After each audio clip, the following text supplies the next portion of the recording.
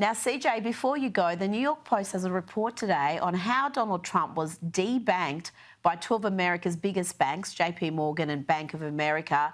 And it appears that the January 6th riot was used by the Biden administration's banking regulators and the Federal Reserve to put pressure on banks to deny service to Donald Trump.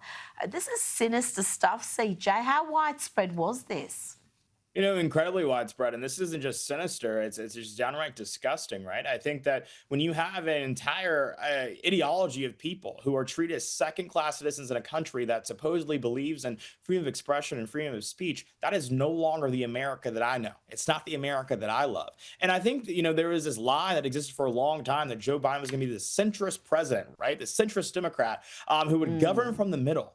Everything that we learn more about this president and the way in which he conducted himself shows us to be that was absolutely untrue. He was a radical puppet who was controlled by his puppeteers and who weaponized the entire government against a class of people who did not believe as he did. And so I think that, again, investigations must ensue. We must figure out who actually called these shots to execute the weaponization of government against a private citizen, as Donald Trump was at the time.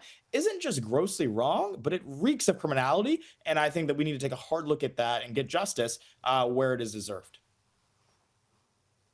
CJ Pearson, thank you so much for your time tonight. Thank you so much, Rita.